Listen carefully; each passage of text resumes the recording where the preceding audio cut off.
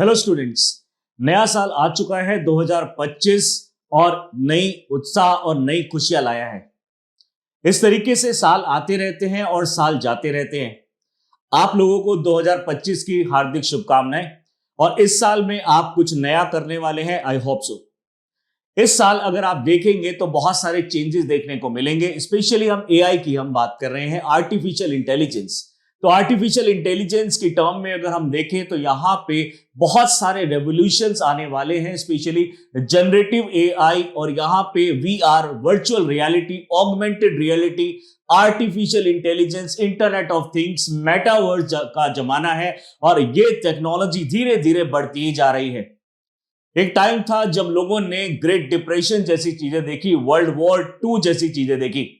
उसके बाद लोगों ने पहली बार उसके सामने कंप्यूटर देखा, मोबाइल फोन्स देखे। धीरे धीरे टेक्नोलॉजी बढ़ती चली गई, मैकेनाइजेशन बढ़ता चला गया। और आज ये टाइम है कि हम आर्टिफिशियल इंटेलिजेंस पे पहुंच चुके हैं। इन सभी जनरेशन को एक पर्टिकुलर टर्म दी गई है, जैसे कि अभी जो 2025 से 2039 के बीच में जो बच्चे पैदा होंगे वो एक नई जनरेशन का भाग बनेंगे, नई जनरेशन का पार्ट बनेंगे, जिस जनरेशन को बोला जा रहा है जनरेशन बीटा। इससे पहले एग्जिस्ट करती थी जनरेशन अल्फा, कभी एग्जिस्ट करती थी जनरेशन जो कि डिप्रेशन की थी, कोई जनरेशन थी साइलेंट और कोई जनरेशन थी एग्रेसिव, कोई जनरेशन थी एंटरप्रेन्योर्स की और कोई जनरेशन थी टेक्नोलॉजी की। अब जो जनरेशन स्टार्ट हुई है 2025 से लेकर 2039 तक, 2025 से 2039 तक, यानी जो 40 तक लगभग यहां पे जो जनरेशन है उसको बोला जा रहा है जनरेशन बीटा।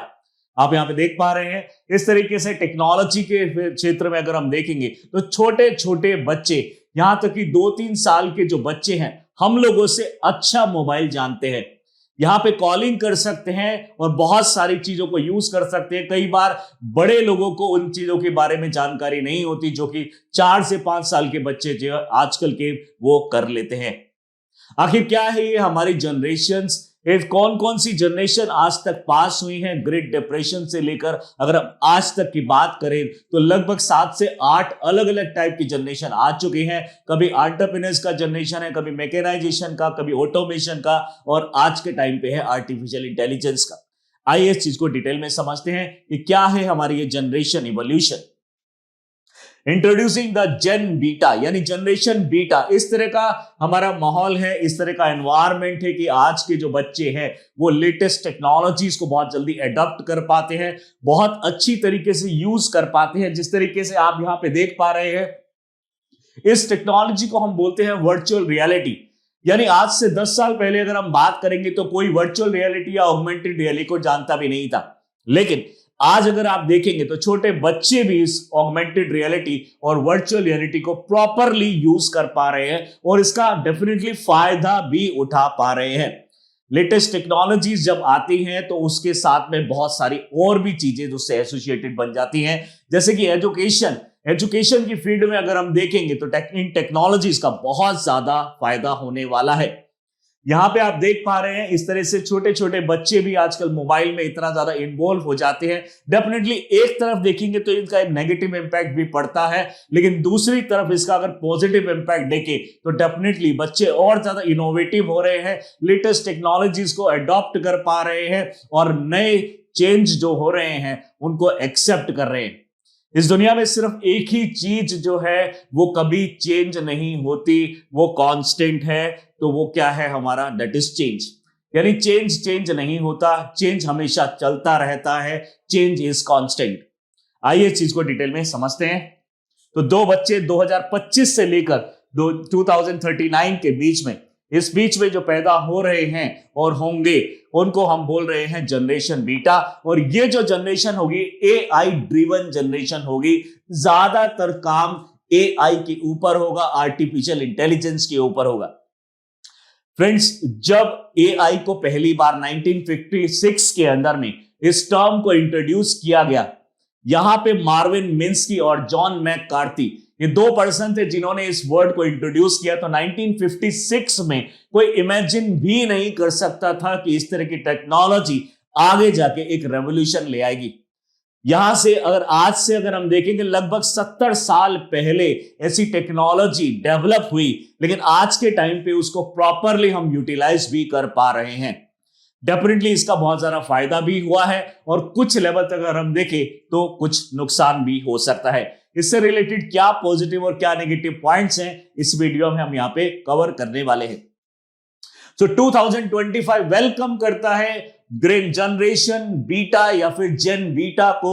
जो छोटे बच्चे हैं जो अब लेटेस्ट टेक्नोलॉजी अडॉप्ट करने वाले हैं उनको बहुत बहुत बधाइयां हैं। और डेफिनेटली वो बच्चे जो हैं हम लोगों से काफी ज्यादा एक्सपर्ट होंगे, काफी ज्यादा इनोवेटिव होंगे, एंटरप्रेन्योर्स बनेंगे, बहुत सारे बिजनेसमैन होंगे, बहुत सारे साइंटिस्ट बनेंगे और उनमें एक बहुत बड़ा हाथ होगा एआई का, आर्टिफिशियल इंटेलिजेंस का। इसके अंदर अगर हम बात करें all you need to know इसमें क्या क्या हो सकता है, यानी अगर हम यहां पे देखें तो ग्रेटेस्ट वाला पार्ट है जो आज के टाइम पे बहुत ज्यादा ओल्ड हो चुके हैं। उसके बाद साइलेंट वाला जोन आया, यानी साइलेंट जनरेशन आई जिन्होंने बहुत ज्यादा इधर उधर चेंजेस नहीं देखे। फिर आता है बूमर जनरेशन, उसके बाद जेन एक्स जनरेशन, मिलेनियल जनरेशन, जेन जी जनरेशन और अब जेन अल्फा और अब लेटेस्ट जो स्टार्ट हो गया है 2025 से जनरेशन बीटा। आइए इस चीज को देखते हैं।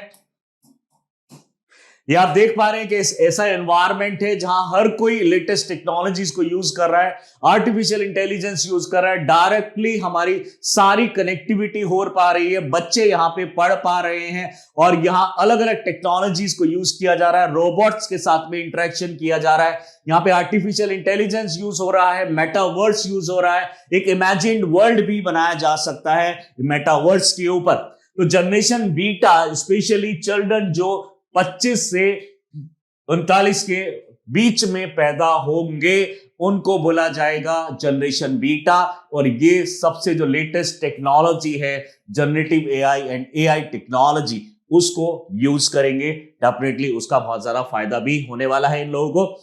They will face climate challenges, social pressure, technological scrutiny हो सकती है, shaping them into tech savvy resilient innovators with a strong social conscience। Tech savvy हो जाएंगे। टेक सेवी का मतलब है कि टेक्नोलॉजी को इस तरीके से अडॉप्ट कर लेंगे कि उससे बहुत ज्यादा यूज टू हो जाएंगे और फिर उनको टेक्नोलॉजी अडॉप्ट करने में बहुत ज्यादा प्रॉब्लम नहीं होगी। यानी ये वो जनरेशन होगी कि उससे आगे जो जनरेशन आने वाली है उसको एक नया आयाम देंगे और उसको शुरुआत करेंगे। यानी ये एंडिंग नहीं है, ये तो स्टार्टिंग है इन पर्टिकुलर टेक्नोलॉजीज की। तो एक अलग टेक्नोलॉजी की शुरुआत हो रही है 2025 के साथ में, एक अलग जनरेशन की शुरुआत हो रही है 2025 में, यानी स्पेशली जनरेशन बीटा। यहां पे हम बात कर रहे हैं सबसे पहले अगर आप देखेंगे तो लगभग जो इस टाइम पीरियड के बीच में पैदा हुए हैं बच्चे, यानी 1901 से लेकर 1927 में उन्होंने वर्ल्ड वॉर 2 भी देखा है जो कि 40 के आसपास में हुआ। उन्होंने ग्रेट डिप्रेशन भी देखा जो कि 29 से लेकर लगभग 35 से 40 तक ये हुआ। यानी 1900 अगर हम बात करेंगे तो लगभग 29 के आसपास में स्टार्ट होता है और 39 के आसपास में खत्म होता है ग्रेट डिप्रेशन। वर्ल्ड वॉर 2 भी देखा। फिर नेक्स्ट जनरेशन आती है साइलेंट जनरेशन जो 28 से 45 के बीच में जो बच्चे पैदा होते हैं और उन्होंने लॉयल्टी यहां पे डेवलप करते हुए देखा, डिसिप्लिन देखा, यहां पे स्टेबिलिटी देखी, तो इन लोगों ने साइलेंट जनरेशन उसको बोला जाता है। फिर बेबी बूमर, यहां पे बूमर जो है यहां पे जनरेशन आती है जो कि 1946 से लेकर 64 के बीच में जो बच्चे पैदा हुए हैं वो उन जनरेशन को एक तरीके से एक्सपीरियंस कर पा रहे हैं इस चीज को। ऑप्टिमिस्टिक व्यू था इनका, एम्बिशियस, काफी लोग यहां पे देखेंगे जो इस साल में पैदा हुए हैं इनके बीच में वो ज्यादा एम्बिशियस दिखाई दे रहे हैं, ऑप्टिमिस्टिक थे, इंडिविजुअलिस्टिक थे और कल्चरल और इकोनॉमिक बहुत ज्यादा डेवलपमेंट की है, मॉडर्नाइजेशन इन्होंने अडॉप्ट किया है। वहीं पे जेन एक्स जो कि 1965 से लेकर 1980 के बीच में जो बच्चे पैदा हुए हैं वो जो है उनको जेन एक्स बोला जाता है। ये इंडिपेंडेंट है, स्केप्टिकल है, एंटरप्रेन्योरशिप की भावना इनके अंदर में है, बड़े बड़े बिजनेसमैन इसी टाइम ड्यूरेशन में पैदा हुए हैं। And the rise of personal computers and end of the cold war, cold war यहां पे खत्म होता है तो इन लोगों ने कोल्ड वॉर भी देखा है, इन लोगों ने पर्सनल कंप्यूटर्स को भी देखा है जनरेट होते हुए, इवोल्यूशन होते हुए। Then we come to the millennial generation या फिर जेन वाई जनरेशन 1981 से लेकर 1996 तक। ये टेक सेवी थे, टेक्नोलॉजी को जल्दी से अडॉप्ट करके इजीली समझने वाले, प्लस में सोशली कॉन्शियस, बहुत ज्यादा सोशली कॉन्शियस है, फोकस्ड है अपने काम के ऊपर में। इन लोगों ने 1911 का अटैक भी देखा है, इन लोगों ने ग्रेट रिसेशन को भी पूरी अच्छी तरीके से देखा है। डेफिनेटली अलग अलग जनरेशन में अलग अलग टाइप के डिफरेंट टाइप के यहाँ पे एक्सपीरियंस लोग यहाँ पे ले पा रहे हैं। देन आता है हमारे पास जनरेशन जेड या फिर आई जेन, जो कि 1997 से लेकर 2010 के बीच में, यहां पे डिजिटल लिटरेसी और ज्यादा बढ़ जाती है, एंटरप्रेन्योरशिप डाइवर्सिटी बढ़ती है, पॉलिटिकली अवेयरनेस बढ़ रहा है, मेंटल हेल्थ और क्लाइमेट जो है उसके ऊपर में फोकस बढ़ता जा रहा है। क्लाइमेट चेंज बढ़ रहा है, यानी क्लाइमेट चेंज हो रहा है। टेक्निकली अगर हम देखेंगे तो क्लाइमेट नेगेटिव डायरेक्शन में जा रहा है, उसके ऊपर में ज्यादा फोकस होने लगा लोगों का, और ज्यादा अलर्ट और अवेयरनेस भी होने लगे। यहां पे अगर हम बात करें नेक्स्ट 2010 से 2024 में बर्थ लेने वाले जो जनरेशन है उसको बोला जाता है जनरेशन अल्फा। यहां पे जो जनरेशन अल्फा है वहां पे एआई स्टार्ट हो चुका है, स्मार्ट डिवाइसेस स्टार्ट हो चुके हैं, इमर्सिव टेक्नोलॉजी जैसे वीआर, वर्चुअल रियलिटी, ये स्टार्ट हो चुकी है, बट अभी उतना ज्यादा यूज नहीं किया जा रहा। लेकिन जो 2025 से लेकर यानी 25 से लेकर 39 के बीच में जो बच्चे पैदा होंगे वो इन टेक्नोलॉजी को पूरी तरीके से यूज कर पाएंगे। अलग अलग पर्सपेक्टिव में, एजुकेशन के पर्सपेक्टिव में, एंटरटेनमेंट में ये कर सकते हैं, सोशली एंगेज हो सकते हैं, डिजिटली अपने आप को एम्पावर कर सकते हैं। तो ये इन टेक्नोलॉजीज को यूज करके बहुत सारे पॉजिटिव एस्पेक्ट इसको हमें देखने को यहाँ पे मिलते हैं। इस तरीके से आप देख पा रहे हैं छोटे छोटे बच्चे भी आज यहाँ पे अलग अलग टेक्नोलॉजी, लेटेस्ट टेक्नोलॉजी से इतनी जल्दी यूज टू हो जाते हैं जितना हम लोग और जो पुरानी जनरेशन है वो नहीं हो पाती हैं।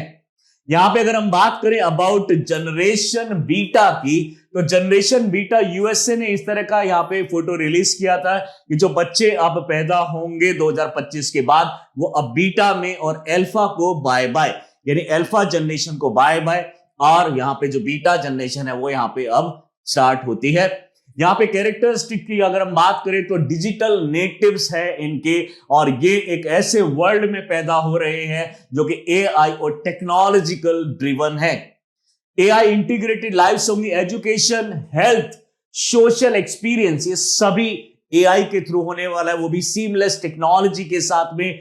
Digital and physical world interconnected, या आपस में इस तरीके से हम बात कर सकते हैं, एक इमेजिन्ड वर्ल्ड के अंदर में जा सकते हैं। कुछ कंट्रीज ने इमेजिन्ड वर्ल्ड के अंदर में, यानी सिर्फ सोच के अंदर में एक इमेजिन्ड वर्ल्ड बनाया गया है, और उस वर्ल्ड के अंदर में एम्बेसी तक बना ली है, अपने प्लॉट्स वहां पे खरीदे जा रहे हैं सिर्फ एक इमेजिन्ड वर्ल्ड के अंदर। सोसाइटल अगर चेंज की बात करेंगे तो एजुकेशन में एक बहुत बड़ा चेंज आने वाला है, अलग तरीके से एजुकेशन को लिया जाएगा, यहाँ पे अलग अलग टेक्नोलॉजी को एक्सेप्ट किया जाएगा, और डेफिनेटली इससे लर्निंग जो है हमारी फास्ट हो सकती है, पर्सनलाइज्ड लर्निंग हो सकती है, आर्टिफिशियली इंटेलिजेंट ट्यूटर भी यहाँ पे हो सकते हैं, वर्चुअल क्लासरूम्स यहाँ पे होंगे, जैसे कि आजकल हम डिजिटल क्लासरूम्स यहाँ पे अटेंड करते हैं, कई बार जो स्कूल के बच्चे हैं, कॉलेज के स्टूडेंट्स, और हम लोग भी यहाँ पे जो डिजिटल क्लासेस यहाँ पे स्टार्ट करते हैं, लेकिन अब वर्चुअल क्लासरूम्स यहाँ पे होंगे। और इसके अंदर में अगर हम लेटेस्ट टेक्नोलॉजीज की बात करेंगे तो आप एक ही टाइम पे अपने घर पे भी होंगे और उसी टाइम पे क्लासरूम के अंदर भी प्रेजेंट होंगे, दोनों अलग अलग फंक्शन कर रहे होंगे, और पर्सन होगा लेकिन सिर्फ एक, इसी को बोलते हैं हम मेटावर्स। सोशल इंटरेक्शन की अगर हम बात करें तो डिजिटल फर्स्ट रिलेशनशिप हो जाएगा हमारा, एआई मीडिएटेड सोशल एक्सपीरियंस होगा।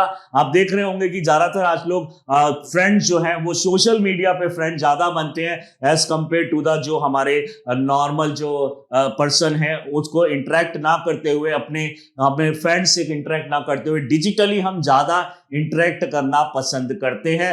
डेफिनेटली इसके बहुत सारे रीजन हो सकते हैं। सबसे पहला रीजन है कि हमारे पास टाइम की बहुत ज्यादा कमी है, लेकिन कुछ लोग ये बोलते हैं कि जब ये टेक्नोलॉजीज आएंगी तो बहुत सारी जॉब्स वगैरह भी जा सकती हैं और बहुत सारी कॉम्प्लिकेशंस यहां पे आ सकती हैं।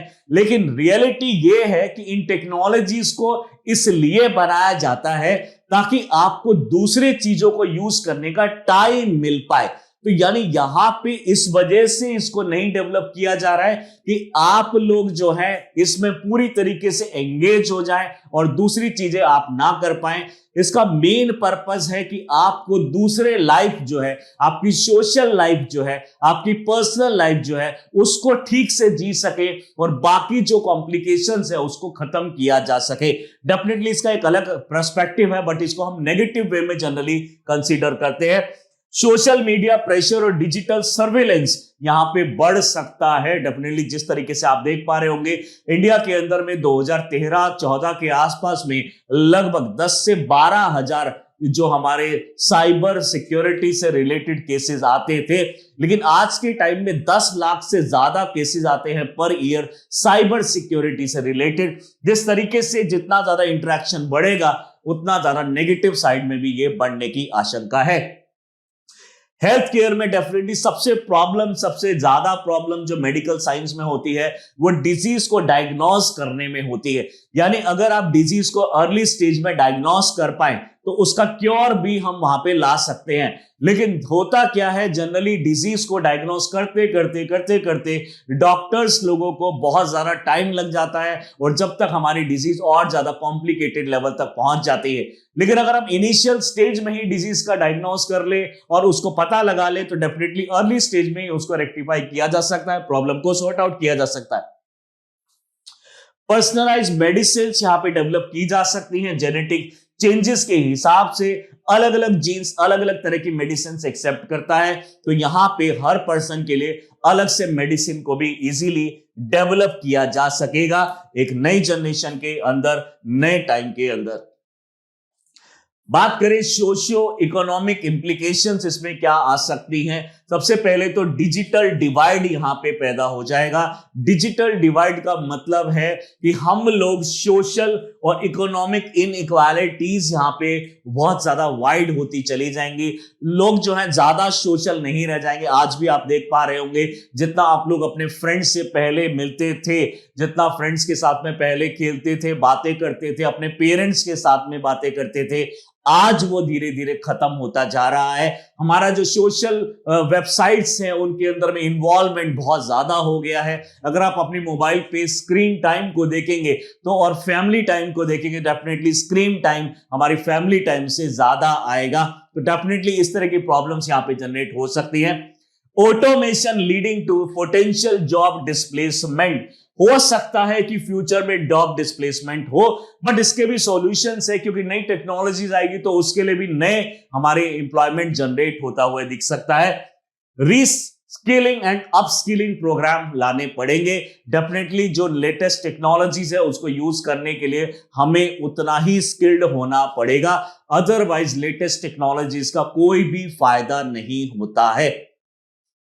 Ensuring universal access to technology for equitable opportunity, सबको बराबर अपॉर्चुनिटी मिल सकती है, सब बराबर लेवल पे पढ़ाई कर सकते हैं। अभी कई बार कैपिटलिस्ट कंट्रीज में ऐसा कुछ देखा जाता है कि जो अमीर है वही पढ़ पाता है। एजुकेशन बहुत ही ज्यादा कॉस्टली हो गई है, सर्विसेज बहुत ज्यादा कॉस्टली हो गई है, मेडिकल फैसिलिटीज बहुत ज्यादा कॉस्टली हो गई है। बट अगर इस तरह की टेक्नोलॉजीज कॉमन हो जाती है और हम उसको पूरी तरीके से एक्सेप्ट कर लेते हैं तो फिर हमारा कोई छोटा कोई बड़ा इसमें नहीं रह जाता है, सब इस टेक्नोलॉजी को यूज कर पाएंगे और जो इनइक्वालिटीज हैं वो धीरे धीरे खत्म होती चली जाएंगी और यहाँ पे जो कॉम्प्लिकेशंस हैं वो भी यहाँ पे खत्म हो सकते हैं। एनवायरमेंटल कंसर्न इसमें रेज होता हुआ दिख रहा है। Climate change, resource depletion, environmental degradation, growing climate anxiety among the generation beta.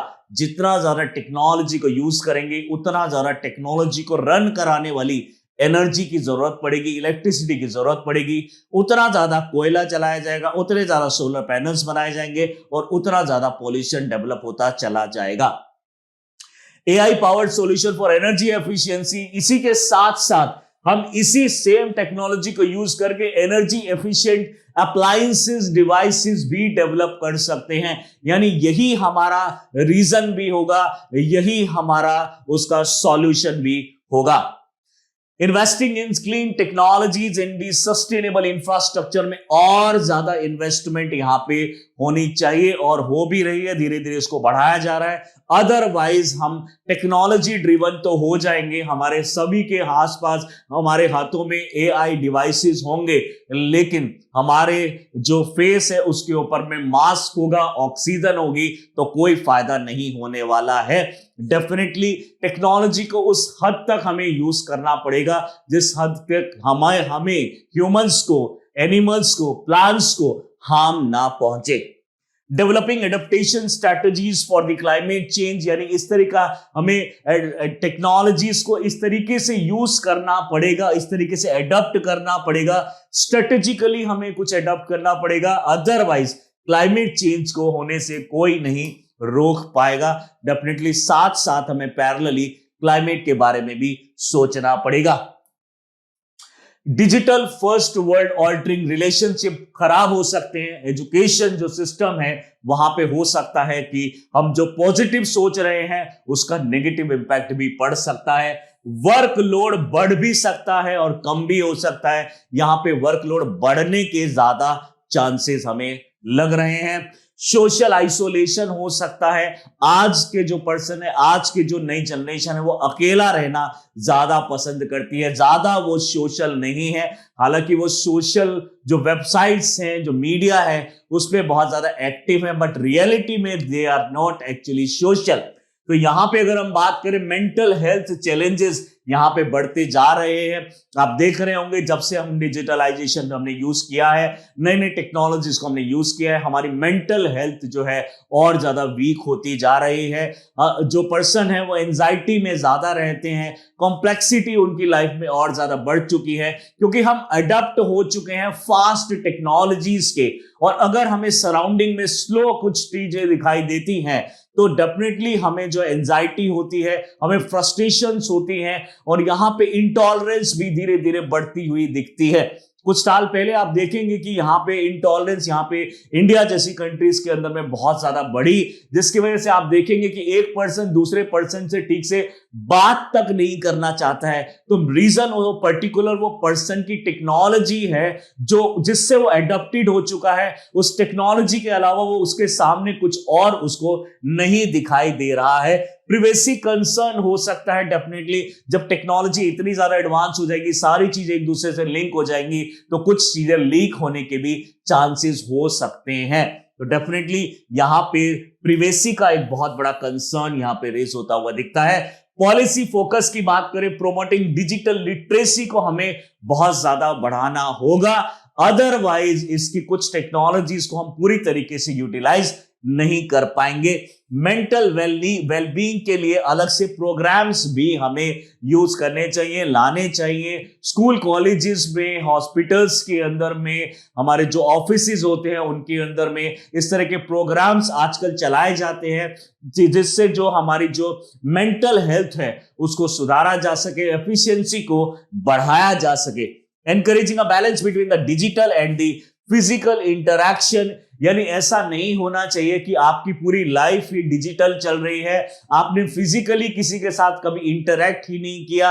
अपने पेरेंट्स से भी अगर आप बात कर रहे हैं तो सिर्फ डिजिटली कर रहे हैं, अपने फ्रेंड्स के साथ भी डिजिटली, क्लासरूम भी आपका डिजिटल, फ्रेंड्स भी आपके डिजिटल, ऑफिस भी आपका डिजिटल। तो हर चीज अगर डिजिटल होगी तो डेफिनेटली इम्बैलेंस हो सकता है। So we need to make some differentiation between these two. और इसके अंदर हमें क्या करना पड़ेगा, इसके अंदर हमें बैलेंस बनाना पड़ेगा, और यहां पे गवर्नमेंट का एक बहुत बड़ा रोल होगा।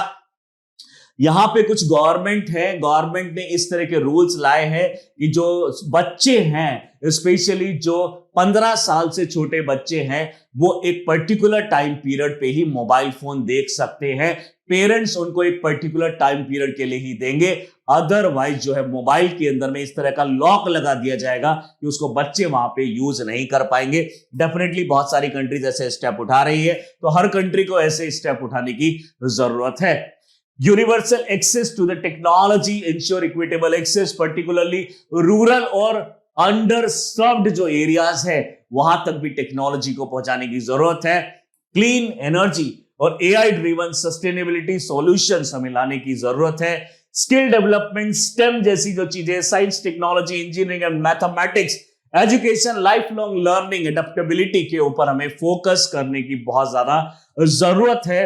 डेटा प्रिवेसी, एथिकल एआई की बहुत ज्यादा जरूरत है। यानी अगर एथिकल ही चीजें नहीं रहेंगी तो डेफिनेटली ऐसी एआई का, ऐसी टेक्नोलॉजी का कोई फायदा नहीं होने वाला है। एक पर्सन दूसरे पर्सन की इज्जत ही नहीं करेगा, रिस्पेक्ट ही नहीं रहेगी, एथिक्स अगर इसमें नहीं आई तो डेफिनेटली कॉम्प्लिकेशंस बढ़ सकती हैं। मेंटल हेल्थ और सोशल कोहेशन को हमें बढ़ाने के लिए भी कुछ प्रोग्राम्स को लाना पड़ेगा और नई टेक्नोलॉजी को इस तरीके से यूज करना पड़ेगा कि दोनों के अंदर में यहां पे बैलेंस बन पाए। इसी जनरेशन बीटा से रिलेटेड एक बहुत इंपॉर्टेंट मेंस के लिए क्वेश्चन आपके लिए लेकर आए हैं। Discuss the key characteristic of generation beta, जो कि 25 से लेकर 39 के बीच में बच्चे जो पैदा हो रहे हैं, and analyse how their upbringing in a technology advanced and environmental challenged world might influence their values, work ethics and societal contribution. इसको 250 वर्ड में एक बार लिखने की कोशिश कीजिएगा। बहुत ही अच्छा टेक्नोलॉजी से रिलेटेड क्वेश्चन है ये। इस तरह के क्वेश्चंस हमारे मेंस में बहुत बार आए हैं, स्पेशली जब भी कोई नई टेक्नोलॉजी आई है, नई टेक्नोलॉजी इंप्लीमेंट हुई है, तो क्वेश्चंस हमारे यूपीएससी में जनरली देखे जाते हैं। और भी अगर इसी तरह के इंफॉर्मेटिव वीडियोस को देखना चाहते हैं so do subscribe our channel Chahal Academy for such informative videos. Thank you.